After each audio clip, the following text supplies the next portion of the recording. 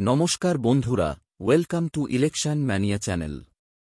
আজ আমরা আলোচনা করব ১৮৩ নম্বর জগতবল্লভপুর বিধানসভা কেন্দ্র নিয়ে।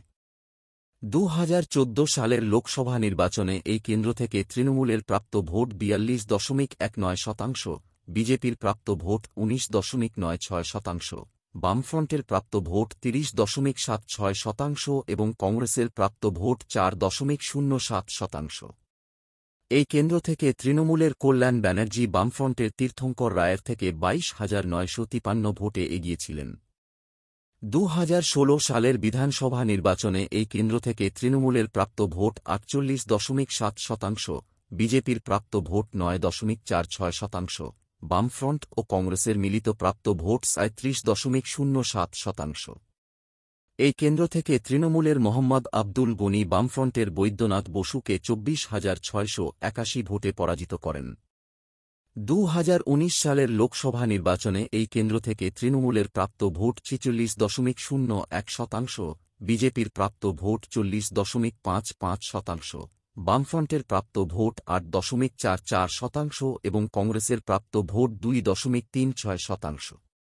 এই কেন্দ্র থেকে তৃণমূলের কল্যাণ ব্যানার্জি বিজেপির দেবজিৎ সরকারের থেকে ১১,৯৩০ ভোটে এগিয়েছিলেন।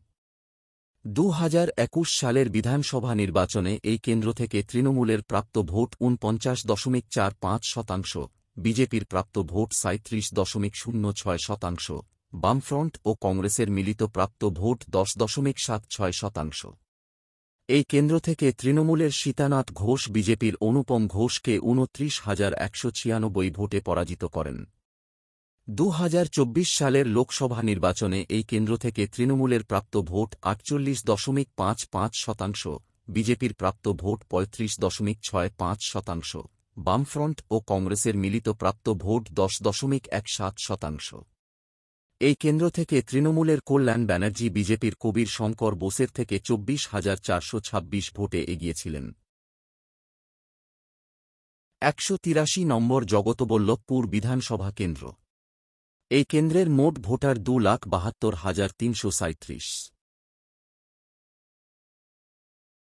এই কেন্দ্র থেকে টিএমসির সম্ভাব্য প্রাপ্ত ভোট ৫৮.৮৩% ও বিজেপির সম্ভাব্য প্রাপ্ত ভোট ৩০.৯৯%। ১৮৩ নম্বর জগতবল্লভপুর বিধানসভা কেন্দ্র। ২০২৬-এর বিধানসভা নির্বাচনে এই কেন্দ্র থেকে সম্ভাব্য বিজয়ী হতে চলেছে। এখন পর্যন্ত আলোচিত ৩০টি কেন্দ্রের ফলাফল।